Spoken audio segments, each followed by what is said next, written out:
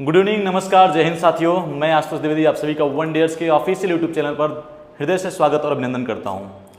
साथियों, आपको पता है कि कल से यानी 5 जून से आपकी एनटीपीसी के एग्ज़ाम स्टार्ट होने वाले हैं, जो कि ग्रेजुएट लेवल के जो आपके एग्ज़ाम हैं वो वाले।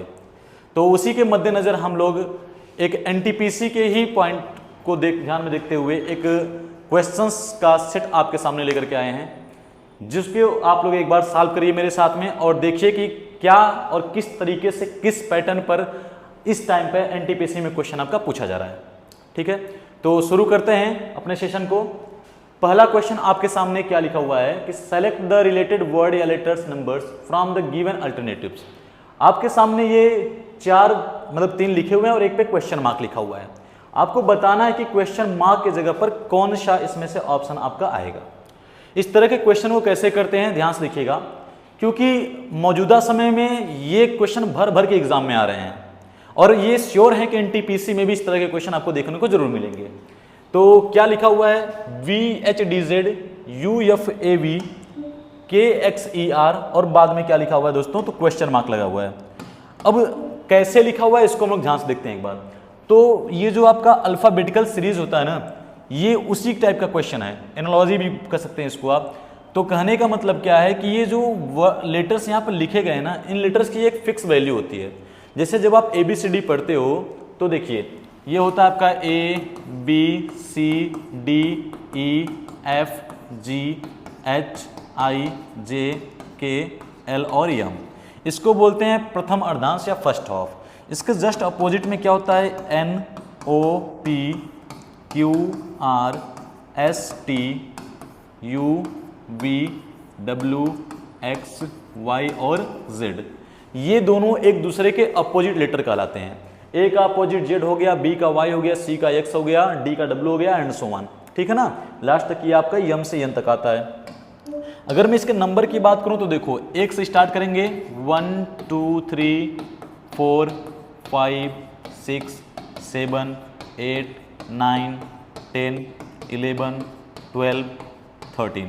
फिर यहाँ से क्या हो जाएगा, 14 15 16 17 18 19 20 21 22 23 24 25 और 26। ठीक है ना, ये आपके अपोजिट लेटर्स हो गए और ये उनके प्लेस वैल्यू हो गए, नंबर हो गए। ठीक है, अब देखिए यहाँ पे क्या लिखा है, V। तो मैंने कहा V कितने पे आता है भाई, 22 पे।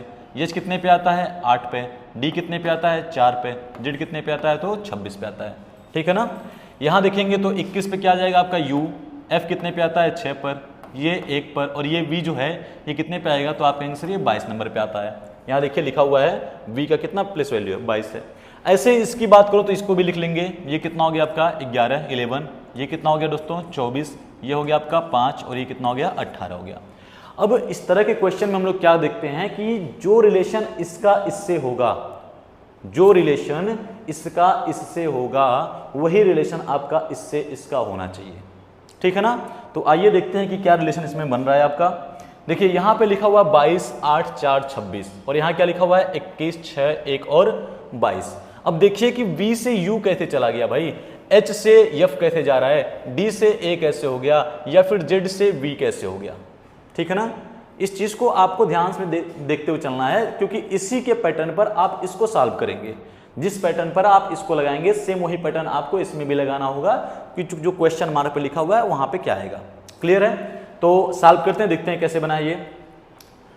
चलिए, ये कितना है भाई आपका, ये 26 है और ये कितना है आपका 21 है। अगर मैं 22 से 21 पे जाऊं तो देखिए 22 से 21 पे आने के लिए, 22 से 21 पे आने के लिए दोस्तों कितना जाना पड़ रहा है पीछे, तो कहेंगे सर -1 जाना पड़ रहा है। ऐसे H से F पे जाने के लिए कितना जाना पड़ रहा है, तो -2 जाना पड़ रहा है। ये 4 से 1 पे आने के लिए कितना आना पड़ेगा दोस्तों, तो -3 करना पड़ेगा आपको। और 26 से 22 आने के लिए क्या करना पड़ेगा, तो -4 करना पड़ेगा। चूंकि पीछे जा रहे हैं ना, यहाँ 26 लिखा हुआ है, यहाँ पे 22 लिखा हुआ है, यानी आप पीछे जा रहे हो। यहाँ पे 22 है, यहाँ पे 21 है, आप पीछे जा रहे हो। सेम तरीका आपको क्या करना है, इसमें भी करना है। देखिए 22 से 21 पे आने के लिए आपने -1 किया था, तो यहाँ पे क्या लिखा हुआ है 11, यानी 11 से मैं -1 अगर करता हूँ तो क्या आएगा मेरा 10 आएगा। और 10 पे दोस्तों क्या होता है, तो J होता है। 10 पे क्या होता है, J आपके सामने मैंने लिखा हुआ है, देख लीजिए 10 पे क्या हो गया आपका J होता है। फिर दूसरे वाले हमने क्या किया था, दूसरे वाले -2 किया था, तो इसमें भी सेम वही काम करना है। 24 है ना, इसमें क्या करेंगे -2 करेंगे। अब -2 करेंगे तो 24 से -2 जाएंगे तो क्या आएगा 22 आएगा। और 22 पे क्या आता है दोस्तों, तो v आता है। 22 नंबर पे क्या आता है, v आता है। देख लीजिए 22 नंबर पे क्या लिखा हुआ है, v लिखा हुआ है। अब फिर D से हम लोग A पे आने के लिए -3 किए थे, तो ऐसे ही E से यहां आने के लिए क्या करना पड़ेगा आपको, -3 करना पड़ेगा। अब -3 करेंगे तो 5 में से 3 जाएगा दोस्तों, क्या बचेगा आपके सामने, कहेंगे सर V बचेगा। ठीक है ना, जब 5 से 3 घटाएंगे 2 आएगा, और 2 पे क्या होता है हमारा, B फॉर बॉय होता है। देखिए यहाँ पे लिखा भी हूं, 2 पे क्या होता है आपका, B फॉर बॉय होता है।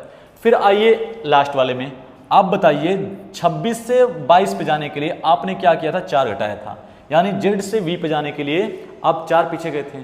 सेम तरीका इसमें भी करना है दोस्तों। ये 18 है ना, 18 से कितना माइनस चले जाएं, तो 18 से अगर मैं 4 माइनस जाता हूं, 4 माइनस, तो कितना आएगा हमारा, 14 आएगा। और 14 पे होता क्या है दोस्तों, तो 14 पे होता है आपका n। देख लीजिए 14 पे क्या होता है, n होता है ना, यहाँ लिखा हुआ है। यानी कि अब आपका आंसर बनके तैयार हो गया है। और आंसर क्या आया है इसका, तो आंसर आया हुआ है साथियों JVBN। अब देखिए ऑप्शन में कहाँ लिया हुआ है, यहाँ पे ना JVBN, तो option number C is the क्या हो जाएगा इसका राइट आंसर हो जाएगा। मैं फिर से आपको एक बार बताना देना चाहता हूं कि इस तरह से क्वेश्चन आपके एग्जाम में आएंगे तो आएंगे, ये श्योर है। तो आप इस तरह के जितने भी क्वेश्चन बन सकते हैं उसको प्रैक्टिस करके ही जाइएगा, ठीक है ना। चलिए बढ़ते हैं नेक्स्ट क्वेश्चन पर। इसमें कोई डाउट नहीं किसी को, इसका आंसर क्या हो जाएगा, सी हो जाएगा। चलो क्वेश्चन नंबर दूसरा आपके सामने है, क्या लिखा हुआ है ध्यान से पढ़िएगा। Find the odd word letters numbers from the given alternative. इसमें से आपको विषम छांटना है, ठीक है ना। क्वेश्चन बाइलिंगुअल में नहीं है, कोई दिक्कत नहीं है, इंग्लिश में ही लिखा हुआ है। मैं हिंदी आपको समझा दे रहा हूं, हिंदी क्या होगा, आपको परेशान होने की थोड़ी सी भी आवश्यकता नहीं है दोस्तों। तो कह रहा है ना कि इसमें से विषम छांटो। ये विषम का मतलब क्या होता है, विषम का मतलब ये होता है कि 4 में से 3 किसी न किसी प्रकार से एक समान होंगे और कोई एक ऐसा होगा जो उन 3 की प्रॉपर्टी से अलग होगा, उसी को कहते हैं विषम छांटना, ठीक है ना। आइए देखते हैं कैसे करते हैं। चीजें तो मैंने यहाँ पे लिखा हुआ है, जो चीज मैंने यहाँ पे लिखा हुआ है उसी का यूज मैं अगले वाले क्वेश्चन में भी करने जा रहा हूँ, ठीक है ना। ये P है, ये N है, ये K है और G है। P की वैल्यू कितनी होती है, तो 16, N की वैल्यू 14, K की वैल्यू 11, G की वैल्यू कितना होती है 7, U की वैल्यू देखिए 21, S की 19, P की 16 और L की कितना होता है 12 होता है। ऐसी Y का कितना होगा दोस्तों, तो 25, W का कितना होता है 23, T का कितना होता है 20 और P का कितना होता है 16, X का कितना होता है 24, V का 22 S का 19 और P का कितना होता है 16। क्लियर हो गया ना। अब ध्यान से देखिएगा, 16 से 14, 16 से कितना आ गया आपका 14 आ गया है, ये कितना कम है, तो कहेंगे सर 2 कम जा रहा है, माइनस का जा रहा है ना। फिर 14 से 11 कितना कम जा रहा है, कहेंगे सर माइनस का 3 कम जा रहा है। फिर 11 से 7 कितना जा रहा है, माइनस का 4 जा रहा है। क्लियर है ना। पहले 16 था, फिर 14 हो गया, 2 घट गया है। 14 था, 11 हो गया, 3 घट गया है। 11 था, 7 हो गया, कितना घट गया दोस्तों, तो 4 घट गया है। इसमें चेक करता हूं, 11 से 19 आने के लिए कितना जाएगा, माइनस का 2, ठीक है ना। 19 2 21 होता है, सॉरी ये 21 है। 21 से 19 आने के लिए कितना जाएंगे, तो माइनस का 2 जाएंगे। ऐसे ही 19 से 16 आने के लिए कितना जाएंगे, माइनस का 3 जाएंगे। 16 से 12 जाने के लिए कितना जाएंगे, तो माइनस का 4 जाएंगे। अब आप खुद ही बताइए, पहले भी क्या किए थे आप, -2 -3 -4, ठीक है ना। दूसरे में भी क्या किए हैं, -2 -3 और -4 किए हैं। तीसरों को भी चेक करते हैं। 25 से 23 जाने के लिए -2, 23 से 20 जाने के लिए -3 और 20 से 16 जाने के लिए -4 करना पड़ेगा आपको। क्लियर है ना सबको। यानी कि 3 जो हैं वो आपको एक जैसे दिख रहे हैं। देखिए -2 -3 -4, -2 -3 -4, -2 -3 और -4 का डिफरेंस है सब में। चौथा हो सकता है आपका थोड़ा सा कुछ अलग टाइप का हो, देख लेता हूं उसको भी। 24 से 22 जाने के लिए -2 करेंगे। 22 से 19 आने के लिए कितना करेंगे भाई, -3 करेंगे। लेकिन जब 19 से फिर से 16 पे आ रहे हैं ना, तो फिर से आपको क्या करना पड़ा है दोस्तों, -3 ही करना पड़ा है। आप ऊपर वाले में देखेंगे तो ऊपर सब में देखिए क्या लिखा हुआ है, -2 -3 -4। इसमें भी -2 -3 -4। इसमें भी क्या है, -2 -3 और -4 है। लेकिन नीचे वाले में अगर आप देखेंगे तो -2 -3 और -3 हो गया। यानी ये तीनों एक प्रॉपर्टी को फॉलो कर रहे हैं, लेकिन ये अलग हो गया। तो हमारा विषम क्या हो जाएगा, ऑप्शन नंबर डी, ठीक है ना। तीनों एक जैसे हैं और ये क्या हो रहा है, उनसे थोड़ा सा अलग हो जा रहा है। तो थोड़ा सा अलग हो गया, इसका मतलब ये क्या हो गया, उन सब में विषम हो गया। कोई डाउट नहीं होना चाहिए आपको, ठीक है ना। इस तरह के भी क्वेश्चन आपके एग्जाम में देखने को मिलेंगे, तो प्रैक्टिस करके जाइए बढ़िया तरीके से, मेरे साथ प्रैक्टिस करते रहिए, कोई समस्या किसी को नहीं होगी। चलिए बढ़ते हैं नेक्स्ट क्वेश्चन पर आगे। देखिए बहुत ही बढ़िया क्वेश्चन है, बहुत शानदार जबरदस्त जिंदाबाद क्वेश्चन है ये। क्या लिखा हुआ है, in the following question select the related letters from the given alternative. Same पहले जैसा क्वेश्चन है ये भी आपका, जो संबंध इसका इससे होगा, जो संबंध इसका इससे होगा, वही संबंध इसका इस यहाँ पे जो भी आपका लेटर्स का समूह आएगा उससे होगा, ठीक है ना दोस्तों। तो आइए बढ़ते हैं आगे। यहाँ पे क्या लिखा हुआ है, एच की वैल्यू कितना होती है, ऑलरेडी मैंने आपको बता दिया सारी चीजें यहाँ पे लिख करके। देखिए आपके सामने ये पूरा मैंने अल्फाबेट लिख दिया था, पूरा लेटर ए से लेकर के जेड तक, और उनकी प्लेस वैल्यू भी साथ में लिख दी है, ठीक है ना। तो बताइए इसकी वैल्यू क्या होती है, एच की वैल्यू क्या होती है, आपने कहा सर एच की वैल्यू हो जाएगी 8, डी की वैल्यू 4, एफ की वैल्यू 6, वी की वैल्यू कितनी होती है 2, ठीक है ना। ऐसे डब्ल्यू कितना होता है, तो कहेंगे सर 23 23, एस कितना होता है 19, ये कितना हो जाएगा 21, और ये कितना हो जाएगा 17, ये कितना हो जाएगा 10, ये 5, ये 3, और ये कितना हो जाएगा 11, ठीक है ना जी। चलिए थोड़ा सा इसको बढ़िया लिख दूं, साफ दिखना चाहिए कम से कम। ये कितना हो गया 3 हो गया, और ये कितना हो गया 11 हो गया।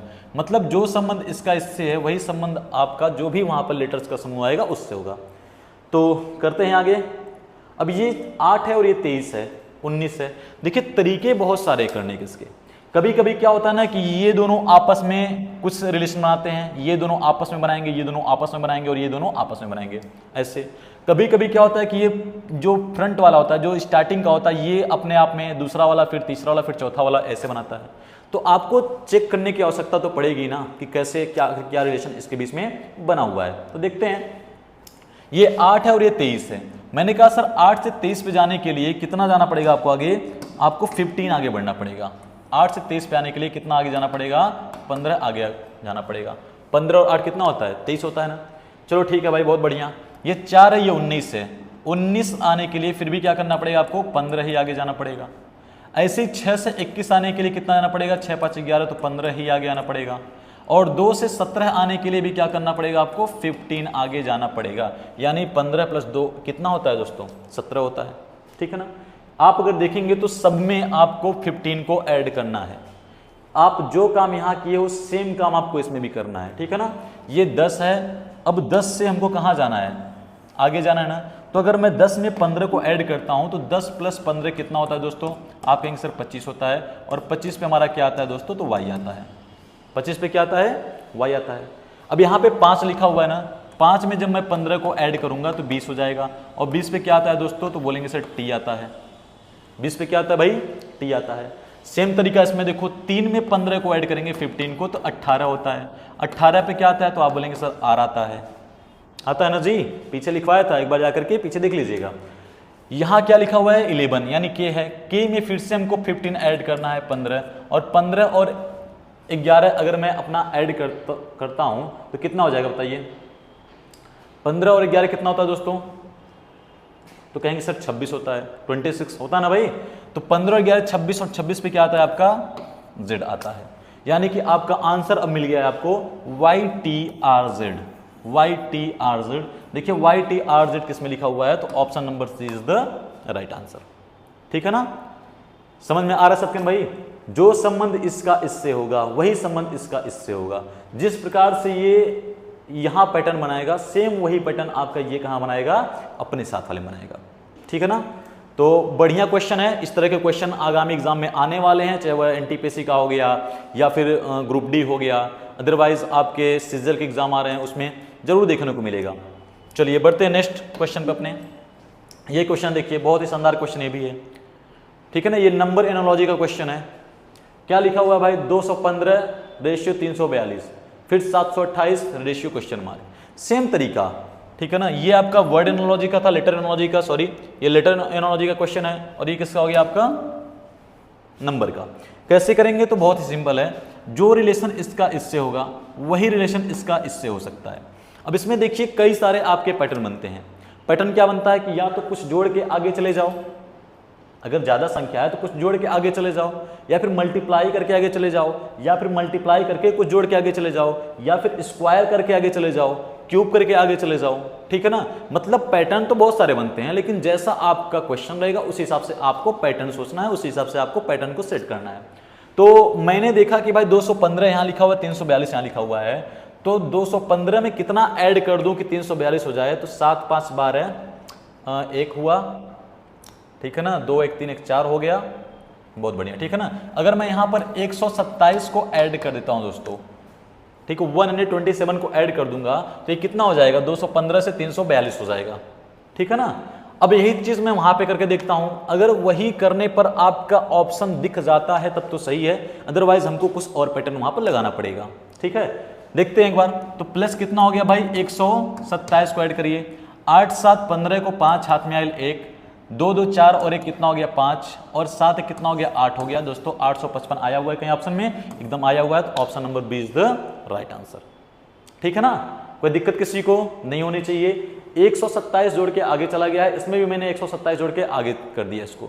जो पैटर्न यहाँ पे लगेगा सेम वही पैटर्न आपको यहाँ पे भी लगाना होगा, ठीक है ना। कोई दिक्कत किसी को, कोई समस्या? चलिए बढ़ते हैं अपने नेक्स्ट क्वेश्चन पर। क्या लिखा हुआ है, फाइंड द ऑड वर्ड या letters number pair from the given alternative. देखिए बार बार ये ऑड वाला आ रहा है, ठीक है ना। इसका मतलब साफ है कि आपके एनटीपीसी में भी विषम संख्या हो गया, या फिर विषम वर्ड हो गया, या फिर विषम लेटर्स से कोई संबंधित आपका क्वेश्चन आ गया, ये छांटने को जरूर आएगा, इस बात को ध्यान रखिएगा। तो कोडिंग डिकोडिंग और ऑड आउट वाला हो गया, अल्फाबेटिकल सीरीज हो गया, डायरेक्शन टेस्ट हो गया, ब्लड रिलेशन हो गया, इन सबसे क्वेश्चन आने की पूरी संभावना है आपके एग्जाम में। तो कल के लिए प्रिपेयर हो जाइए साथ में मेरे।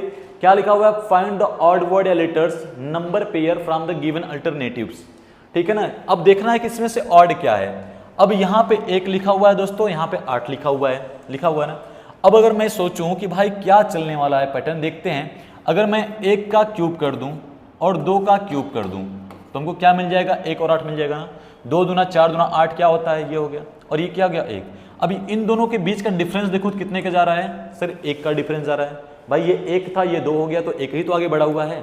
चलो भाई आगे देखता हूँ, ये 64 है, ये 25 है। मैंने कहा अगर मैं 5 का क्यूब कर दूं और 4 चौका 16 चौका 64, 4 का क्यूब कर दूं, इधर 5 का क्यूब कर दिया, इधर किसका क्यूब कर दिया, 4 का क्यूब कर दिया, तो 4 चौका 16, 5 पच्चे 25 पच्चे 125, और 4 चौका 16 चौका 64, ये हमारा आ गया। फिर इन दोनों के बीच का डिफरेंस देखूंगा तो कितना आ रहा है भाई, 1 ही आ रहा है। यानी सर पैटर्न को फॉलो कर रहा है भाई, इसमें भी 1 आ रहा था, इसमें भी क्या आ रहा है हमारा, 1 ही आ रहा है ना। आगे बढ़ते हैं, फिर ये कितना होता है, ये हो गया आपका 2 का क्यूब, और ये कितना हो गया आपका 3 का क्यूब, 3 त्रिक का 9 त्रिक 27, और 2 दूना 4 दूना 8। फिर मैंने बोला सर 2 और 3 का डिफरेंस लो, कितने आगे जा रहा है भाई, 1 का, है ना। यानी ये भी आपका 1 प्लस हो जा रहा है, ये भी आपका 1 प्लस हो जा रहा है, और ये भी आपका 1 प्लस हो जा रहा है। ये 1 था 2 हो गया, ये 4 था 5 हो गया, ये 2 था क्या हो गया हमारा 3 हो गया, ठीक है ना। अब तीनों तो आपके एक ही पैटर्न पे काम कर रहे हैं। देखते हैं चौथे वाले का आंसर क्या होगा भाई। ये 216 है, ये 512 है, ये कितना है 216 है, ये कितना है दोस्तों 512 है। 216 512। अब बताओ 216 किसका क्यूब होता है, 216 किसका क्यूब होता है, बताइए जरा तो आप लोग। तो आप कहेंगे कि सर जो 216 है, देखो 5 का क्यूब कितना होता है 125, 5 का क्यूब कितना होता है 125, तो 6 का क्यूब कितना होगा, 6 का क्यूब कितना होगा भाई, 6 का क्यूब कितना होगा, तो आप कहेंगे सर 216 होगा। 6 का क्यूब कितना होगा 216 होगा। अब नहीं आ रहा है किसी को क्यूब करने के लिए, तो एक बार मल्टीप्लाई कर दो, ये 36 हो गया, 6 से मल्टीप्लाई करोगे, 6 6 हो गया, 6 3 18, 18 और 19 20 21 216 देखिए आ गया ना, बात समझ गए ना।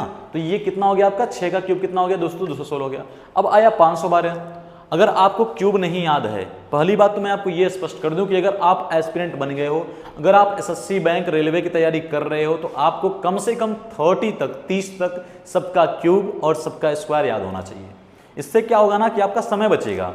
जो चीज़ें आप बार बार कैलकुलेट करेंगे, बार बार उसको फिर से मल्टीप्लाई वगैरह करके लाएंगे, वो चीज़ें अगर आपके दिमाग में पहले से सेट रहेंगी तो आपके समय को बचत बनाएगा, आपका समय बचाएगा, जिससे आपके एग्जाम में भी बहुत ज़्यादा इसके मदद मिलेगी आगे के क्वेश्चन को करने के लिए, ठीक है ना। तो सारे लोग, जितने भी लोग मेरे वीडियो देख रहे हैं, सबको कम से कम 30 तक का क्यूब और 30 तक का स्क्वायर याद होना चाहिए। अब मैं पूछूं 512 किसका क्यूब होता है भाई, 512 किसका क्यूब होता है, 500 बारे किसका क्यूब होता है। तो जिसको नहीं पता है वो तो करेगा इस तरह से मल्टीप्लाई, लेकिन आप तो भाई स्मार्ट बच्चे हो, आप जानते हैं कि सर ये 8 का क्यूब होता है। कितने का क्यूब होता है भाई? 8 का क्यूब होता है। अब जिसको नहीं समझ आता देख लो भाई, 8 का स्क्वायर 64 हो गया, 64 में फिर से 8 से मल्टीप्लाई कर दो, 8 चौक 32 का 2 हाथ में 3, 8 छक 48, 48 49 50 51 512 आ गया नहीं आ गया। लेकिन आपको ये नहीं करना है दोस्तों, इस तरीके से करेंगे तो बहुत टाइम लग जाएगा आपके एग्जाम में, और आपको टाइम ही बचाना है, ठीक है ना। कैलकुलेशन जितना कम हो सके करिए, और जितना ज़्यादा आपके दिमाग में चीज़ें याद रहती हैं वो ज़्यादा बेनिफिशियल होती है आपके लिए। तो ये 6 का क्यूब हो गया, ये 8 का क्यूब हो गया। अब आप खुद से बताओ, ये 2 था 3 हो गया, 1 आगे बढ़ाना, ये 6 है ये 8 हो गया, कितना आगे बढ़ रहा है? तो आपने कहा सर 2 आगे बढ़ रहा है। भाई ये भी एक आगे बढ़ रहा है, ये भी एक आगे बढ़ रहा है, ये भी एक आगे बढ़ रहा है, तो ये 2 कैसे आगे बढ़ेगा? अगर 2 आगे बढ़ रहा है इसका मतलब साफ और स्पष्ट है दोस्तों कि ये क्या है, ये आपके इन तीनों में से विषम हो गया, ठीक है ना। कोई दिक्कत? मैं इतना टाइम देकर के अगर क्वेश्चन को आपको समझा रहा हूं तो इसका मतलब यही है कि अगर आपके सामने इस तरह के क्वेश्चन फिर दोबारा पढ़ जाएं तो आप उसको सेकंडों में सॉल्व कर दीजिए, आंखों आंखों में उड़ा दीजिए, ठीक है ना। तो बढ़ते हैं नेक्स्ट क्वेश्चन पर अपने। चलिए, बहुत ही बढ़िया क्वेश्चन है, वर्ड फॉर्मेशन का क्वेश्चन होता है ये। कैसे पूछा गया है? From the given alternative word select the word which can't be formed using the letters of the given word. आपको इस तरीके से कुछ एक बड़ा सा वर्ड दे देगा और पूछेगा कि इसमें से कौन सा शब्द इस वर्ड की सहायता से, यानी इस वर्ड के लेटर्स की सहायता से बनाया जा सकता है, ये पूछ सकता है। अदरवाइज आपसे ये भी पूछ सकता है कि कौन सा शब्द इस शब्द की सहायता से नहीं बनाया जा सकता है, ठीक है। तो आपसे क्या पूछा है? आपसे ये पूछा है कैन नॉट। कैन नॉट का मतलब नहीं बनाया जा सकता है, ठीक है ना। आपसे निगेटिव वाला टर्म इसका पूछ रहा है, तो कुछ नहीं करना होता है। ध्यान से देखिएगा, ये जितने भी आपके लेटर्स दिख रहे हैं ना, आप अपने ऑप्शन में एक बार चेक करिए कि क्या कोई ऐसा ऑप्शन है जिसमें कोई ऐसा लेटर रखा गया है जो इसमें न दिख रहा हो। क्या कोई ऐसा ऑप्शन है जिसमें कोई ऐसा लेटर दिख रहा हो जो इसमें न दिख रहा हो? तो मेरा तो भाई दिमाग तुरंत क्लिक किया इस चीज पे। भाई यहाँ पे क्या लिखा हुआ है दोस्तों? वाई लिखा हुआ है। हमने कहा यार वाई तो इसमें कहीं दिख ही नहीं रहा है। अगर वाई नहीं दिख रहा तो फिर वाई होगा कहाँ यहाँ पे? इसका मतलब साफ और स्पष्ट है कि ये जो लेटर है आपका, ये इसकी मदद से नहीं बनाया जा सकता है, ठीक है ना। तो ऑप्शन नंबर सी इज क्या हो जाएगा आपका? राइट आंसर हो जाएगा। और अगर पूछता है कौन सा लेटर बनाया जा सकता है, तब आपको ये ढूंढना है कि जो लेटर इसमें दिख रहा है वो कौन सा ऐसा है जिसमें सारे लेटर आपको मिल जा रहे हैं। और ये भी नहीं करना है कि अगर इसमें एक बार ए आया हुआ है तो आप इसमें 2 बार यूज करिए। अगर एक बार आया है तो एक ही बार यूज करना है, 2 बार यूज नहीं करना है, ठीक है ना।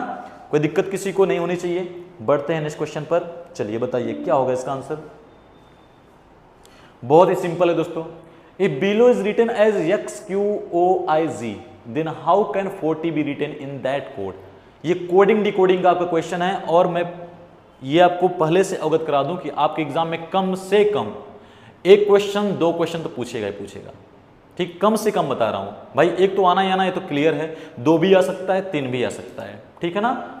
तो क्या लिखा हुआ, चलिए सॉल्व करता हूं इसको। क्या लिखा हुआ भाई? BELOW, यहाँ बिलो हो गया। बिलो को क्या लिखा गया है? XQOIZ। देखिए लिखने की आवश्यकता नहीं है, आंसर तो हमको ऐसे ही पता हो गया इसका लिखते ही क्या इसका आंसर होना चाहिए। लेकिन सॉल्व कैसे करते हैं इस चीज को आप लोग ध्यान से एक बार देख लीजिएगा। सबके ऊपर मैं क्या लिख दूंगा? इनके प्लेस वैल्यू को।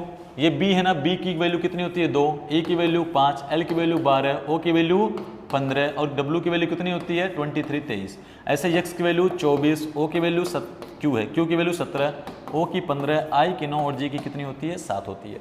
आपसे किसका पूछा गया? 40 का। तो जो पैटर्न इसमें चलेगा वही पैटर्न आपको 40 वाले के साथ में भी लेके चलना होगा। किसको? 40, FORTY, 40 को भी साथ में आपको लेके चलना पड़ेगा। तो भाई इसको भी मैं एक बार लिख देता हूँ आपके सामने। ये 6 होता है, ये 15 होता है, 18 होता है, 20 होता है और ये कितना होता है? 25 होता है। अब कोई मुझसे ये नहीं पूछेगा सर 25 कैसे आपने लिख दिया, 20 कैसे लिख दिया, क्योंकि मैं ऑलरेडी आपको पहले ही इस वाले स्लाइड में सब कुछ बता चुका हूँ कि क्या हमारा प्लेस वैल्यू किसका होता है, ठीक है ना। देखिए सारा चीज मैंने यहाँ पे लिख दिया आपको। स्टार्टिंग वीडियो स्टार्ट करने जब हुआ था तभी मैंने लिख दिया था, ठीक है ना। तो ये जो प्लेस वैल्यू मैं ले रहा हूँ 22, 25, 21, 20, ये यहीं से ले रहा हूँ, ठीक है ना दोस्तों। तो इसको एक बार आप याद कर लीजिएगा, एक बार देख लीजिएगा क्या किसकी प्लेस वैल्यू होती है और क्या किसका अपोजिट लेटर्स होता है। चलो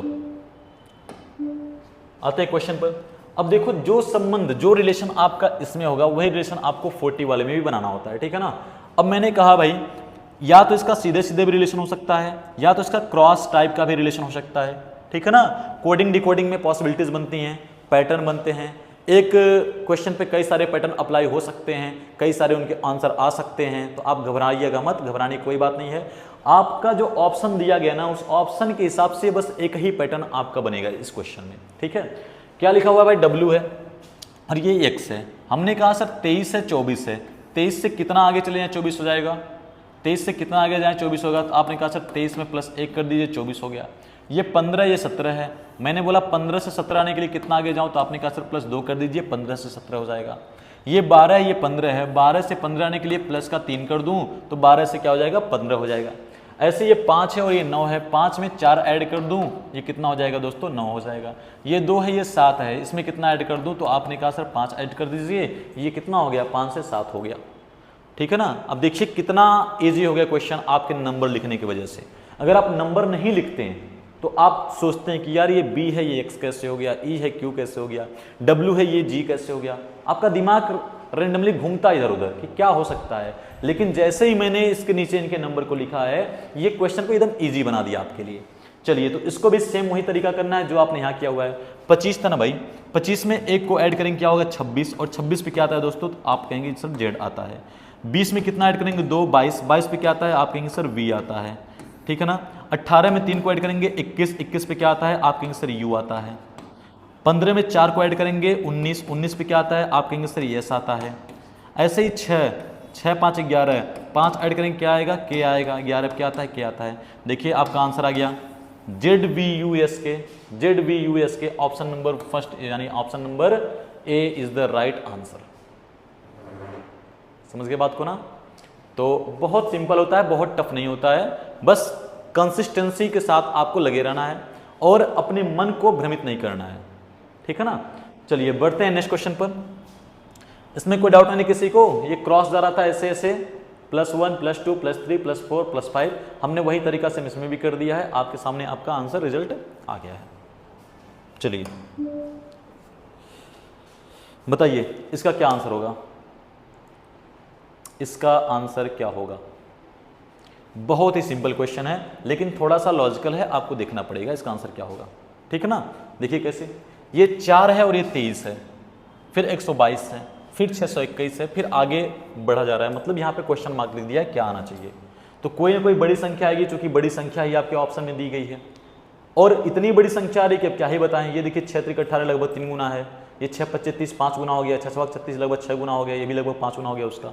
यानी कि जब भी कभी ऐसा कोई पैटर्न आपको दिखे कि संख्याएं लगातार बढ़ रही हैं, तो इसका मतलब या तो उनका स्क्वायर क्यूब करके जोड़ा जा रहा होगा, या फिर उनमें किसी चीज से गुणा करके यानी मल्टीप्लाई करके उनको आगे ले जाया जा रहा है, या कुछ जोड़ करके गुणा जोड़ करके आगे ले जाया जा रहा है, ठीक है ना। तो देखते हैं क्या पैटर्न इसमें चल रहा है। ये 4 है ये 23 है ना, मैंने कहा सर 4 में अगर मैं 5 से मल्टीप्लाई करके 3 को ऐड कर दूं तो सही है। सही है भाई, कोई दिक्कत किसी को, कोई समस्या किसी को नहीं होना चाहिए। 4 में 5 से मल्टीप्लाई किया, 4 × 5 20 हो गया, 20 + 3 कितना होता है 23 हो गया। सेम तरीका इसमें करो भाई, 23 में कितने से मल्टीप्लाई करो 5 से मल्टीप्लाई करो, 23 में 5 से मल्टीप्लाई करोगे तो कितना हो जाएगा 20 × 25 100, 3 × 25 15, 115 हो गया ना। कितना हो गया 115 हो गया। और 15 में इस बार मैं कितना ऐड कर दूं, तो 7 ऐड कर दूं। कितना ऐड कर दूं भाई 7 ऐड कर दूं, तो 15 और 7 कितना हो गया 122 हो गया। बात समझ गए ना। पहले वाले आपने क्या किया था गुणे 5 + 3, दूसरे वाले में क्या किया गुणे 5, यानी ये गुणा 5 तो हमारा कंटिन्यूअस चल रहा है, लेकिन ये जो बगल वाली संख्या जो मैं ऐड कर रहा हूँ ना, ये थोड़ा सा बढ़ जा रहा है। पहले में 3 ऐड हुआ था, फिर क्या ऐड हुआ गया 7 ऐड हो गया। अब फिर आगे चलिए, इससे आगे चलेंगे तो फिर मैं 5 से ही मल्टीप्लाई करूंगा। 122 को मैं 5 से मल्टीप्लाई करता हूं तो कितना आ जाएगा भाई, आ गया आपका 610, हाँ ठीक है 610 आ गया आपका। कितना आ गया भाई 610 आ गया। अब 610 में कितना ऐड कर दे 621 हो जाए, आपने कहा सर 11 को ऐड कर दीजिए, हो गया ना। देखिए 5 से मल्टीप्लाई यहाँ क्या हूँ, 5 से मल्टीप्लाई यहाँ क्या हूँ, 5 से मल्टीप्लाई यहाँ क्या हूँ, कितना ऐड कर दिया 11 ऐड कर दिया, कितना हो गया हमारा ये 621 हो गया, ठीक है ना। अब आगे भी हमको वही काम करना है भाई, कितने से मल्टीप्लाई करना है, तो आप कहेंगे सर 5 से ही मल्टीप्लाई करना है। कितने से मल्टीप्लाई करना है 5 से, करके एक बार देख लो। 5 × 1 = 5 हो गया, 5 × 2 = 10 हो गया, 6 × 25 30 और 1 कितना हो गया 31 हो गया। 31 से कितना आ गया 5 आ गया, लेकिन भाई गलत हो गया। क्या गलत हो गया कि सर 3105 तो कहीं दिया ही नहीं है, 3105 तो कहीं आपको दिया नहीं है ऑप्शन में। तो मैंने आपको एक चीज और बताया भाई कि कुछ चीजें जोड़ करके भी आगे जा रही है ना। अब जोड़ेंगे कैसे, देखो जिसके दिमाग में ये चल रहा है कि सर ये 3 गया, 7 गया, 11 गया, इसका मतलब लगता है प्राइम नंबर को ऐड कर रहा है। तो यहाँ पे 13 को ऐड कर दूं, काम बन सकता है मेरा। तो 13 को आप ऐड करेंगे तो कितना हो जाएगा भाई 3118। क्या 3118 कहीं ऑप्शन में दिया गया है? नहीं दिया गया है ना। इसका मतलब प्राइम नंबर वाला जो खेला है ये भाई साहब नहीं खेल रहे हैं, ये कोई और खेला खेल रहे हैं, और जो खेला खेल रहे हैं हम लोग उसको अब चल रहे हैं डिकोड करने इनका। तो यहाँ देखिए 3 से 7 जाने के लिए कितना आगे बढ़ना पड़ा है 4, 7 से 11 जाने के लिए कितना आगे बढ़ना पड़ा है 4, तो 11 से फिर कितना आगे बढ़ना पड़ेगा आपको, 4 ही आगे बढ़ना पड़ेगा, यानी कितना ऐड कर दीजिए दोस्तों 15 ऐड कर दीजिए। अब बताओ अगर 3105 में मैं 15 को ऐड करता हूं तो पूरी वैल्यू मेरी कितनी हो जाएगी दोस्तों 2120, यानी option number B is the right answer. ठीक है ना। इसी तरह से क्वेश्चन आपके एग्जाम में आएंगे, एकदम सेम पैटर्न यही रहेगा, नंबर हो सकता है, डिजिट हो सकता है, कुछ अलग हो। ठीक है ना। तो आप लोग पढ़ के जाइएगा एक बार, फिर से मैं अपनी बात को दोहरा रहा हूं, पढ़ करके ही जाइएगा। ये देखिए आपके ब्लड रिलेशन का क्वेश्चन है, बहुत ही सिंपल क्वेश्चन है, बहुत शानदार क्वेश्चन है। क्या लिखा गया है, introducing a boy, a lady said he is the grandson of the father of the husband of my sister in law if the lady's spouse has no sister how does the lady relate herself with the introduced boy. करे कि यदि जो ladies उस लड़के को और इशारा करके बता रही है, अगर उसकी कोई पति वगैरह ना हो, ठीक है ना, तो वह लेडी अपने आप को उस लड़के से किस प्रकार संबंधित पा रही है। चलिए बनाते हैं भाई। इस तरह के क्वेश्चन करने के लिए पहले मैं थोड़ा सा आपको कॉन्सेप्ट बता दूं कैसे करना है। एकदम सिंपल होता है। देखो एक बनता है आपका फैमिली ट्री। फैमिली ट्री में क्या होता है ना, बीच में आप अपने आप को रखते हैं स्वयं को। बीच में किसको रखते हो भाई, स्वयं को, माई सेल्फ। अब स्वयं मैं हिंदी में समझा दे रहा हूं आप लोगों को, देखिए ध्यान से। स्वयं के साथ साथ जितने भी आपके रिश्ते होते हैं ना, आपकी बराबरी के रिश्ते, क्योंकि जब ब्लड रिलेशन हम लोग पढ़ते हैं तो ब्लड रिलेशन जो होता है ना, ये रक्त संबंध जो होता है, ये बेसिकली 2 चीज़ों पर डिपेंड करता है। एक आपके पिता पक्ष के रिश्ते पर और एक आपके मातृ पक्ष के रिश्ते पर। तो पिता पक्ष का रिश्ता दोस्तों क्या बनता है, पापा के पापा दादाजी, पापा की मम्मी दादी जी, पापा के भाई चाचा या ताऊ या बड़े पापा, पापा के भाई की पत्नी चाची, ताई या बड़ी मम्मी कहलाती हैं, पापा की बहन बुआ कहलाती हैं, और पापा के बहन के हस्बैंड फूफा कहलाते हैं। इतने जो रिश्ते होते हैं ना, ये आपके फादर के पक्ष के होते हैं, यानी पैटर्नल टाइप के होते हैं। फिर आते हैं मैटरनल पर, मातृपक्ष के। मम्मी के पापा को नाना कहते हैं, मम्मी की मम्मी को नानी कहती हैं, मम्मी के भाई को मामा कहते हैं, मम्मी के भाई की पत्नी को मामी कहती हैं, मम्मी की बहन के मौसी कहती हैं, और मम्मी की बहन के हस्बैंड को मौसा कहते हैं। ये जो रिश्ते होते हैं ये क्या होते हैं आपके माता पक्ष को, मैटरनल हो गए। ठीक है ना। तो बीच में हम किसको रखेंगे, स्वयं को, और आपके भाई, बहन, साला, साली, जीजा, ननद, बहनोई, पति, पत्नी,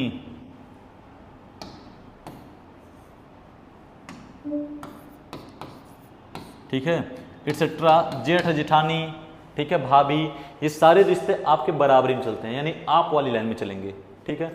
आपसे ऊपर कौन रहेगा, तो आपके माता पिता, पेरेंट्स, आपके माता पिता, ये हमेशा आपसे ऊपर होते हैं। माता पिता का जो दर्जा है वो हमेशा अपने से ऊपर ही होता है। ठीक है ना दोस्तों। तो माता पिता कहाँ होंगे, आपसे ऊपर होंगे। और जो माता पिता साइड के जो रिश्ते होते हैं, जैसे मान लो ये चाचा हो गए, चाची हो गई, बुआ हो गए, फूफा हो गए, मामा हो गई, मामी हो गई, मौसा हो गए, और मौसीजी हो गई, एक्सेट्रा। ये सारे रिश्ते आपके मम्मी पापा के साइड में चलते हैं, यानी उनकी बराबरी में चलेंगे। ठीक है ना। ऐसे ही इनसे ऊपर कौन जाएगा, तो इनसे ऊपर इनके माता पिता जाते हैं, यानी आप कह सकते हो सर दादा दादी, दादा दादी, या फिर दूसरा नाम लिख सकते हो आप नाना नानी का भी, नाना नानी। ठीक है ना। क्योंकि भाई ये इनके माता पिता होते हैं तो ये इनसे ऊपर जाएंगे। ठीक है ना। अब आपसे नीचे क्या आएगा भाई, आपके पापा अगर आपसे ऊपर हैं तो आप भी तो किसी के पापा बनेंगे। तो जब आप जिसके पापा बनेंगे वो कहलाएंगे आपके बच्चे। यानी बच्चे जो होते हैं वो आपसे हमेशा क्या होते हैं, नीचे होते हैं। सिर्फ आप ही के बच्चे नहीं, ये जितने भी आपके भाई बहन, जितने भी आपके बराबरी श्रेणी के जो लोग हैं, उन सारे बच्चे कहाँ होंगे, आपसे नीचे वाली लाइन में आएंगे। इनके बच्चे, यानी इनके बच्चों का नाम क्या होता है भाई, पोता पोती या फिर नाती नतनी, नाती नतनी, ठीक है ना। एक बार कॉन्सेप्ट समझ जाइए, फिर आप ऑटोमेटिक उड़ा देंगे इसको, ठीक है। पोता पोती या फिर नाती नतनी, ये कहाँ आएंगे, आपके बच्चे से नीचे। क्यों, क्योंकि आपके माता पिता ये हैं, इनके माता पिता ये हैं, तो आप इनके क्या लगेंगे, पोता पोती या नाती नतनी, तो ये भी आपके क्या लगेंगे, पोता पोती या नाती नतनी, ठीक है ना। बाकी इसके अलावा देखिए दो होता है जेंडर, एक होता है मेल। मेल के लिए हम लोग प्लस मान के चलेंगे कि ये मेल है, जिसके ऊपर प्लस लग गया वो मेल हो गया। दूसरा आपका क्या हो गया दोस्तों, फीमेल। फीमेल के लिए हम लोग क्या मान के चलेंगे दोस्तों, माइनस मान के चलेंगे, ठीक है ना। जैसे मान लीजिए मैंने लिख दिया मैंने कि राम। अब राम के ऊपर अगर मैं माइनस लगा दिया हूं तो इसका मतलब साफ और स्पष्ट है कि राम मेल नहीं होगा, राम क्या होगा, फीमेल होगा, ठीक है ना। और अगर राम के ऊपर मैंने प्लस लगा दिया, इसका मतलब राम क्या हो गया, अब मेल हो गया। तो जेंडर के हिसाब से इसका मेल और फीमेल हम लोग लगाते हैं। आगे देखते हैं फिर, अगर भाई बहन का संबंध है, किसका संबंध है दोस्तों, भाई बहन का, तो उस कंडीशन में हमेशा सिंगल बॉन्ड चलता है साथ में।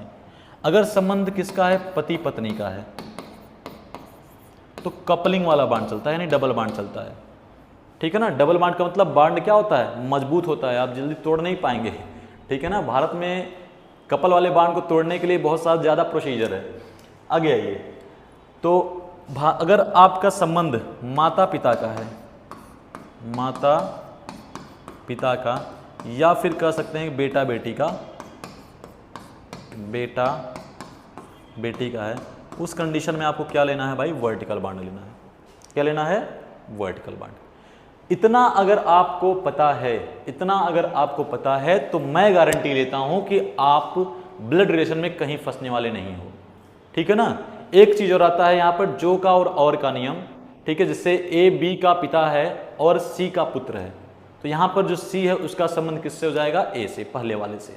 और यही दूसरा होता है, ए बी का पिता है जो सी का पुत्र है, इसका मतलब जो सी है उसका संबंध किससे हो जाएगा, तो दूसरे वाले से, बी वाले से।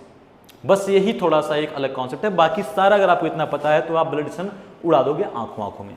देखो भाई क्या लिखा गया क्वेश्चन में, कि introducing a boy a lady said, एक लड़के को इंट्रोड्यूस करते हुए एक लेडी कहती है कि ही is the grandson of the father of the husband of my sister in law. कह रहा है कि मेरे सिस्टर इन लॉ के हस्बैंड के पिता के ग्रैंडसन यानी पोता है ये लड़का, जिसकी तरफ वो इशारा कर रही है।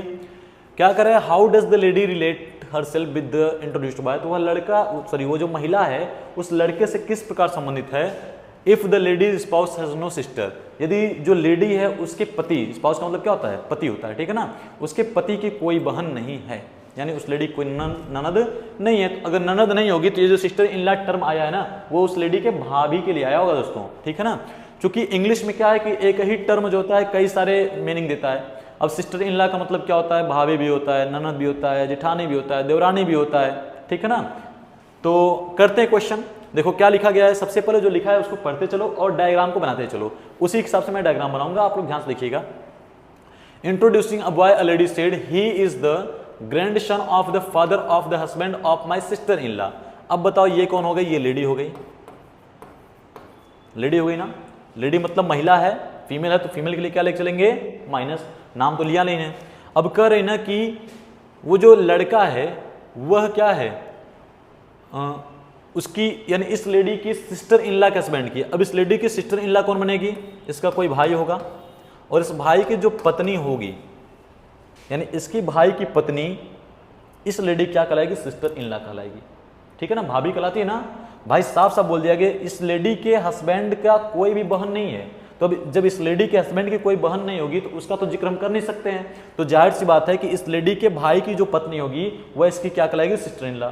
तो क्वेश्चन में क्या कहा गया है कि इसके भाई की पत्नी के पति, इसके भाई की पत्नी के पति मतलब स्वयं इसका भाई, ठीक है ना। इसके पिता, देखो ही is the grandson of the father of the husband of my sister in law, मतलब सिस्टर इन लॉ के हस्बैंड के पिता, फादर, तो सिस्टर इन लॉ के हस्बैंड के पिता का ग्रैंड सन कौन होगा, वह लड़का होगा जो तस्वीर में है, यानी जो बॉय की तस्वीर है उसकी बात की जा रही है, ये जो तस्वीर का लड़का है उसकी बात की जा रही है, ठीक है ना। तो अब आप खुद ही बताओ, how does the lady relate her self with the introduced boy. तो वह जो लेडी है वो अपने आप को उस जिससे तरफ इशारा कर रही है उससे उसका क्या संबंध होगा। अब मान लो ये आप हो, ये कौन हो, आप हो ना। हमेशा जब भी ब्लड रिलेशन का क्वेश्चन करिए या फिर ब्लड डायरेक्शन टेस्ट का क्वेश्चन करिए तो आप अपने आप को मान के करिए, आपका क्वेश्चन बहुत इजी हो जाएगा। ये मान लो आप हो, ये आपके पापा हैं, पिताजी हैं, और ये आपके पापा की बहन है। अब आपके पापा की बहन आपकी क्या लगती है भाई, तो आप बोलोगे सर बुआ लगेंगी। क्या लगेंगी भाई, बुआ जी लगेंगी, ठीक है ना। तो आंसर क्या हो जाएगा इसका, बुआ। अब बुआ का मतलब क्या होता है दोस्तों, पैटर्नल आंट। मैटरनल आंट का मतलब मौसी और पैटर्नल आंट का मतलब बुआ। बात समझ गए ना। पैटर्नल शब्द जहां भी जुड़ गया इसका मतलब ये पिता पक्ष के रिश्ते को दिखा रहा है, और मैटरनल शब्द जहां जुड़ गया इसका मतलब वह माता पक्ष के रिश्तों को दिखा रहा है। इस बात को ध्यान रखिएगा, कोई भी बच्चा गलती से मैटरनल आंट नहीं लगाएगा, नहीं नहीं, अगर ये लगा दिया तो ये आपका क्वेश्चन गलत हो जाएगा, आंसर गलत हो जाएगा, ठीक है ना। इस बात को ध्यान रखिएगा। तो बनेंगे क्या भाई, आपके पापा की बहन है तो आपके पापा की बहन का मतलब बुआ। अब देखिए ये दोनों आपस में पति पत्नी थे ना जी, तो मैंने क्या बोला, पति पत्नी के लिए कौन सा बांड लगाना है, डबल बांड लगाना है आपको। ये क्या है, आपस में पिता पुत्र होंगे ना, तो माता पिता या बेटा बेटे के लिए वर्टिकल बांड लगाना है, देखो लगा दिया ना भाई। भाई बहन के लिए कौन सा बांड चलेगा आपका, सिंगल बांड चलेगा, ये वाला हॉरिजॉन्टल वाला, देखो भाई बहन है, ये भाई है, बहन है इसकी, ये लगा दिया ना। ये भी इनके पिता है भाई साहब, तो माता पिता के लिए कौन सा बांड लगेगा, ऊपर वाला बांड लगेगा, ठीक है ना। कोई दिक्कत तो नहीं होनी चाहिए। कॉन्सेप्ट के साथ साथ इसका पूरा क्लियर कर दिया आपको। अब इससे रिलेटेड अगर कोई क्वेश्चन आपका फंसता है तो थोड़ी सी प्रैक्टिस कमी होगी, आप लगाइएगा आराम से, कोई क्वेश्चन नहीं फंसेगा। चलिए बढ़ते हैं नेक्स्ट क्वेश्चन पर। बताइए क्या होगा इसका answer. If P denotes cross, लगाइए जरा तो एक बार इसका क्वेश्चन क्या होगा।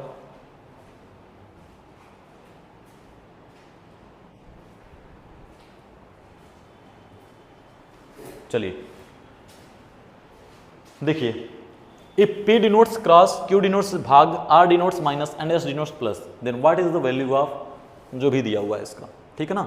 ये भी क्वेश्चन आपके NTPC का ही है, PYQ ही क्वेश्चन टाइप का ही है, तो एक बार ध्यान से लगाइएगा। जो जो चीजें जहां लिखी गई हैं उस चीज को हम वहां पे अप्लाई कर दे रहे हैं। क्या लिखा गया है भाई, R को क्या माना गया है भाई, R को माना गया है माइनस, तो यहाँ पे मैं क्या लगा दिया, माइनस लगा दिया, ठीक है ना। Q को क्या माना गया है, डिवाइड करना, यहाँ पे क्या लगा दिया, डिवाइड लगा दिया। P को क्या माना गया है, मल्टीप्लाई करना, यहाँ पे क्या लगा दिया, मल्टीप्लाई लगा दिया। S को क्या माना गया है, प्लस माना गया है, यहाँ पे क्या लगा दिया दोस्तों, प्लस लगा दिया। अब आप लोग एक बदमाश थ्योरम पढ़े होंगे, बदमाश मतलब वही बॉडमास। ये बॉडमास क्या करता है, bracket of division, multiplication, addition and subtraction. सबसे पहले आप ब्रैकेट को हटाएंगे, फिर डिवाइड करेंगे, फिर मल्टीप्लाई करेंगे, फिर ऐड करेंगे, फिर सब्सट्रैक्शन मतलब घटाएंगे, ठीक है ना। तो यहाँ पर ब्रैकेट वर्ड दिया नहीं है, तो सबसे पहले भाग करो। 8 से भाग करने पे 42 जाएगा जी, 8 चौक 32, 8 5 40।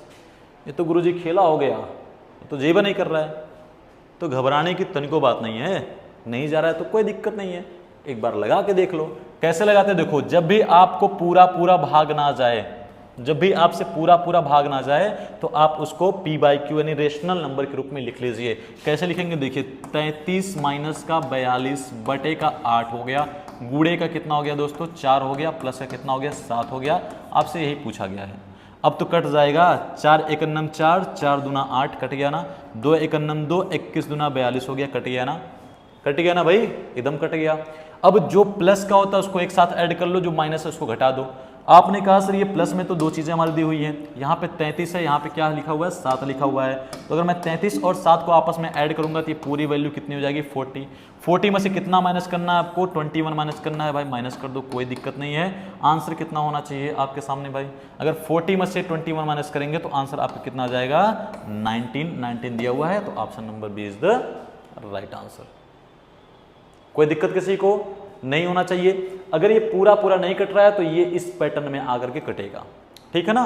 चलो बढ़ते हैं नेक्स्ट क्वेश्चन पर। इसका आंसर बताओ भाई, बहुत ही सिंपल है, डिस्टेंस एंड डायरेक्शन क्वेश्चन है।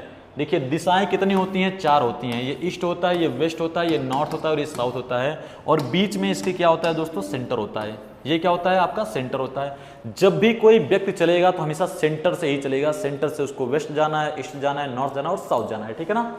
अब देखिए क्या होता है, अगर कोई पर्सन ईस्ट की तरफ फेस करके खड़ा है तो ये ऊपर इसका क्या होगा, लेफ्ट, नीचे क्या होगा, राइट। जैसे मान लो मैं ही हूं, अभी ये ईस्ट है तो ये ऊपर मेरा राइट, लेफ्ट जा रहा है और नीचे क्या जा रहा है, राइट जा रहा है। ऐसे अगर कोई पर्सन साउथ की तरफ खड़ा है तो ये लेफ्ट होता है और ये क्या होता है, राइट। इधर खड़ा है तो ये लेफ्ट हो गया, ये क्या हो गया, राइट। इधर खड़ा है तो ये क्या हो गया, लेफ्ट, और ये क्या हो गया आपका, राइट हो गया, ठीक है ना। देख लीजिए, ऐसे में खड़ा हो गया आपके सामने, ये मेरा 2.5 किलो का लेफ्ट हाथ है ना भाई, घड़ी वाला हाथ देख लीजिए, और ये मेरा 2.5 किलो का राइट वाला हाथ है, ठीक है ना। चलिए तो कैसे बनाएं क्वेश्चन को, देखो प्रिया स्टार्ट वॉकिंग टूवर्ड्स नॉर्थ। प्रिया जो है वह नॉर्थ की तरफ चलना स्टार्ट करती है। आफ्टर वॉकिंग फॉर 16 मीटर, मैंने क्या बोला, प्रिया कहाँ खड़ी है भाई, सेंटर पे। प्रिया कहाँ खड़ी है, सेंटर पे। यहाँ से कहाँ चली, नॉर्थ, ऊपर चली गई। कितना चली है, आपने कहा सर 16 मीटर चली हुई है, बहुत बढ़िया बना दी है। फिर क्या लिखा हुआ है, C walks for 20 metre towards south east direction. कह रहा है जब 16 मीटर वो चल चुकी है तो फिर वहां से वो 20 मीटर साउथ ईस्ट आएगी। अब बताओ साउथ ईस्ट क्या होता है, यही होता है भाई साउथ ईस्ट। ये ईस्ट हो गया, ये साउथ हो गया, इसके बीच में जो रहेगा वही इसी को ना साउथ ईस्ट बोलेंगे। तो ये यहाँ से ऐसे भाई साहब ऐसे मुड़ गई हैं और ये कितना चली हैं, तो आपने कहा सर 20 मीटर चली हुई है। और कहाँ पहुँच गई हैं, अभी ये यहाँ पहुँच गई हैं, ठीक है ना। अब फिर आगे, अब आप कहेंगे सर जी आप तो गड़बड़ा दिए हैं, कहाँ गड़बड़ा दिएगा कि ये बराबरी में कैसे आ जाएगा। क्वेश्चन में लिखा भी है बराबरी में, और ट्रिपलेट टाइप का करेंगे तो भी आपको बराबरी में ही आएगा, ठीक है ना। देखो क्या किया गया फिर, if her initial location is exactly to the west of his current position, current पे आए ना, इसके वेस्ट में करा है, यदि इसका इनिशियल पोजीशन इसके वेस्ट में हो, इसके किधर हो, वेस्ट में हो ना। देखिए सेंटर मान लीजिए तो इधर क्या हो जाएगा, वेस्ट हो जाएगा। तो कह रहा है कि then find the shortest distance her way back, तो उसके वापस आने की न्यूनतम दूरी क्या होगी। एकदम सिंपल हलवा क्वेश्चन लग गया। देखिए आपके सामने, जब भी कभी आप ट्रिग्नोमेट्री सॉल्व किए होंगे तो ट्रिग्नोमेट्री में आपको एक थ्योरम बताया गया होगा जिसका नाम है पाइथागोरस थ्योरम, ठीक है दोस्तों ना। तो ये क्या हो गया आपका, हाइपोटेनस हो गया, कर्ण हो गया, ये क्या हो गया आपका, परपेंडिकुलर हो गया, ये क्या हो गया आपका, बेस हो गया, ठीक है ना।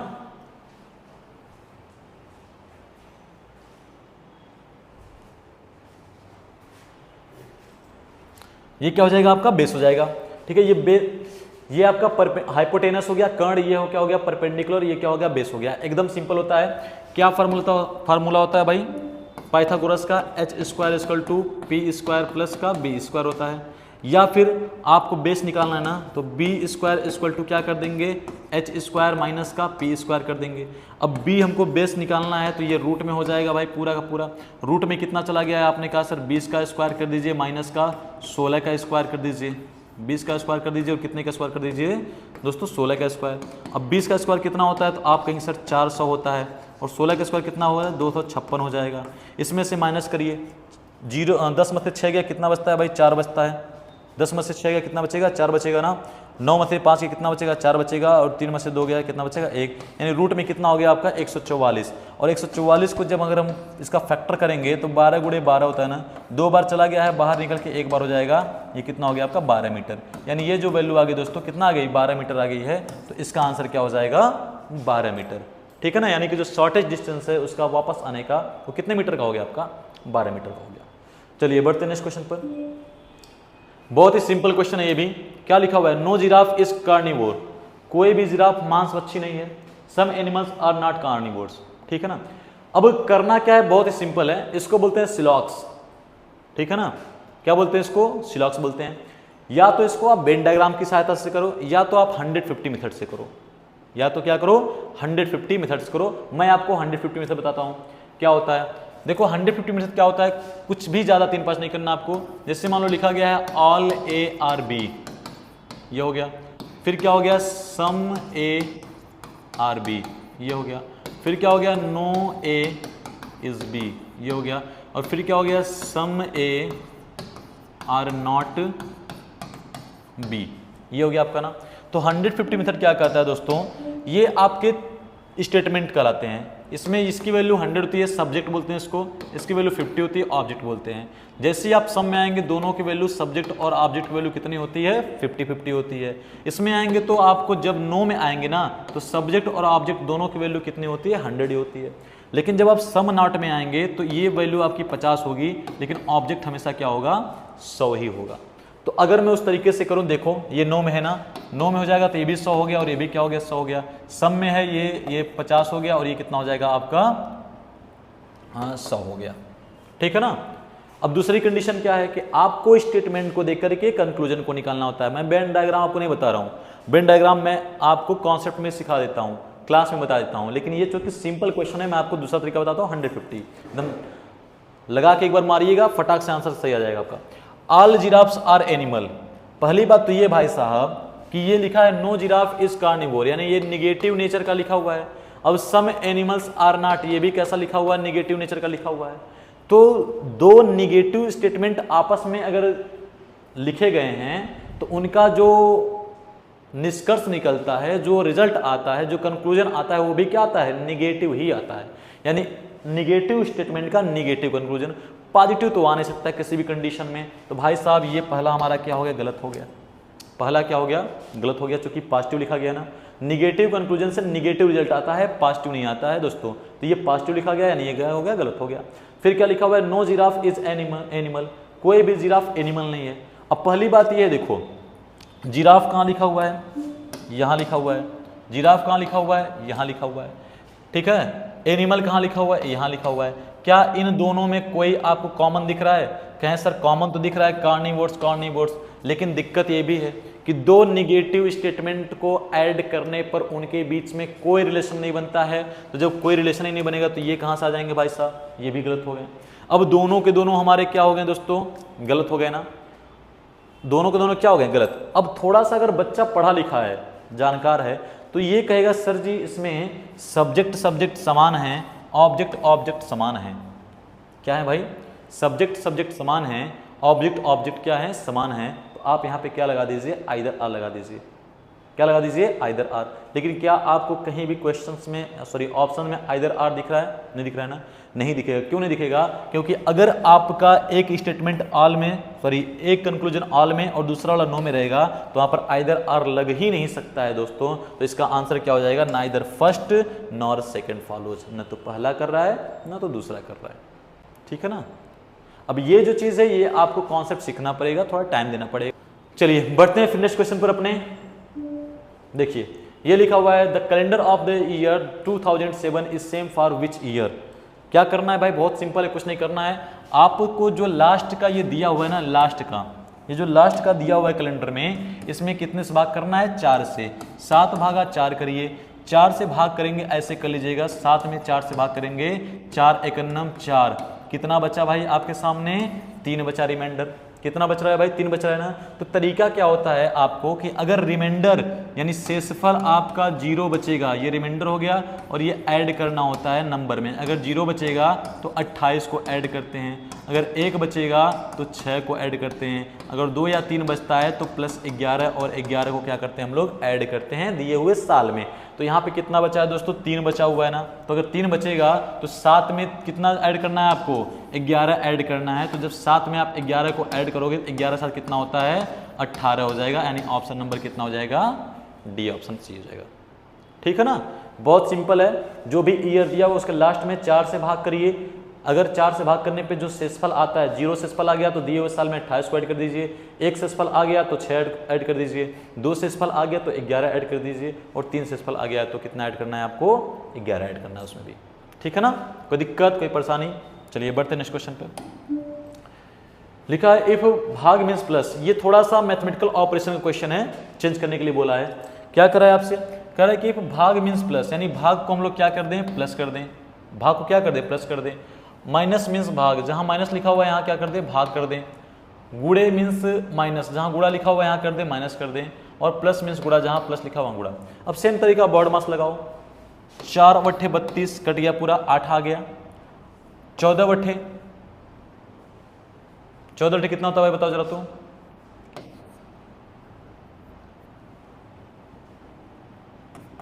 एक 112 हो गया हमारा। तो 14 बटे कितना हो गया, 112 हो गया। अब आप बताओ ये 112 माइनस में होगा कि नहीं होगा? आप कहेंगे सर एकदम होगा, ये पूरा कट गया ना। अभी 324 है और ये 21 है, ये दोनों आपस में प्लस प्लस में जा रहे हैं, इनको ऐड कर लीजिए। तो 324 और 21 को ऐड करेंगे तो 324 प्लस 21, एकदम स्टेप वाइज करके दिखा दे रहा हूँ। 4 एक कितना होता है? 5 हो गया, 2 2 कितना हो गया? 4 हो गया, और ये कितना हो गया? 3, 345 हो गया ना। 345 में से कितना घटाना है आपको? तो 112 को माइनस करना है। 5 में से 2 गया 3, 4 में से 1 गया 3, 3 में से 1 गया 2, यानी ऑप्शन क्या होना चाहिए हमारा? 233। ये सारे क्वेश्चन ऐसे क्वेश्चन हैं जो आप दिमाग से सॉल्व कर सकते हो बिना पेन और पेपर के, ठीक है ना। चलो बढ़ते हैं नेक्स्ट क्वेश्चन पर, और ये हमारा आज का लास्ट क्वेश्चन रहेगा। बहुत ही सिंपल क्वेश्चन है, इस तरह से भी क्वेश्चन आपके एनटीपीसी के एग्जाम में देखने को मिलेंगे। क्या लिखा हुआ है भाई? In the following question select the related word from the given alternative. आपको क्या करना है कि जो इसका इससे संबंध है सेम वही इसका इससे होगा। जब भी आपको बीच में ये समानुपात वाला साइन दिख जाए दोस्तों ना, तो एक बात का ध्यान रखिएगा कि जो संबंध इन दोनों का आपस में होगा लेफ्ट वालों का, एकदम सेम वही संबंध किससे होगा? राइट वालों का भी होगा, ठीक है। तो बढ़ते हैं, क्या लिखा है क्वेश्चन? क्वेश्चन लिखा हुआ है कि यूजुअल स्ट्रेंथ। यूजुअल का मतलब होता है सामान्य, स्ट्रेंथ का मतलब क्या होता है? अजीब। अब एक चीज तो क्लियर हो गई, इधर क्या लिखा हुआ है? सामान्य, इधर क्या लिखा हुआ है? अजीब लिखा हुआ है, ठीक है ना। यानी एक दूसरे के क्या जा रहे हैं? विपरीत जा रहे हैं, अपोजिट जा रहे हैं भाई। तो अगर ये अपोजिट जाएगा तो ये भी क्या हो जाएगा? अपोजिट। साइलेंट का मतलब क्या होता है? शांत। साइलेंट का मतलब शांत हो गया ना। तो साइलेंट का अगर शांत है तो इसमें देखो इनऑडिएबल, जो सुनाई न दे पाए। ट्रैंक्विल, ट्रैंक्विल तो इसका सिनोनिम्स होता है शांत का, होता है ना भाई। सेरेन, निश्चल बोलते हैं, जिसके अंदर पाप छल कपट ना हो, उसी को बोलते हैं। तो बचा क्या हमारे पास? लोक्वेसियस। इसका मतलब क्या होता है दोस्तों? इसका मतलब होता है बातूनी। क्या होता है? बातूनी। अब आप बताओ, इसका मतलब था सामान्य, इसका मतलब क्या हो गया? विचित्र हो गया ना। ये इसका अपोजिट है, तो ये शांत है, तो यहाँ क्या आना चाहिए? बातूनी, जो बहुत बोलने वाला हो। वाचाल, जो बहुत ज़्यादा बोलने वाला होता है दोस्तों। तो वाचाल और बातूनी का मतलब क्या होता है? लोक्वेसियस। आई होप कि ये क्लास आपको समझ में आई होगी, और मैं फिर से एक बार आपको याद दिला दूं कि कल से यानी 5 जून से एनटीपीसी का एग्जाम स्टार्ट हो रहा है। तो आप लोग एकदम बेधड़क होकर के अपने तैयारी को एकदम अच्छे तरीके से अब तक निपटा चुके होंगे, जहां तक मेरे को लग रहा है। तो आपको बस एक फाइनल टच देना है अपने सब्जेक्ट को, जो भी आप लोग पढ़ते हो, ठीक है ना। मैथ्स हो गया, साइंस हो गया, जीएस हो गया, रीजनिंग हो गया, भाई हम लोग तो ये मेन सब्जेक्ट होता है। तो आराम से एक बार चीज़ों को देख लीजिएगा, दोहरा लीजिएगा, और इस क्लास को पूरा देख करके ही जाइएगा, क्योंकि इस क्लास से आपके क्वेश्चन आने हैं तो आने हैं, ये फिक्स है, ठीक है दोस्तों। तो मिलते हैं फिर नेक्स्ट क्लास में, तब तक के लिए धन्यवाद। ऐसे ही आप लोग मस्त रहिए, और उम्मीद है, भगवान से प्रार्थना है कि आप सबका पेपर बहुत बढ़िया जाए। ये जो बेरोजगारी का ठप्पा अभी तक आपके ऊपर लगा हुआ है, इस साल ये आपके ऊपर से हट जाए, और आप लोग भी एक अच्छे सरकारी नौकरी को प्राप्त करें और भारत सरकार में काम करें, ठीक है। तो मिलते हैं नेक्स्ट क्लास में, तब तक के लिए धन्यवाद। हैव ए गुड डे, जय हिंद।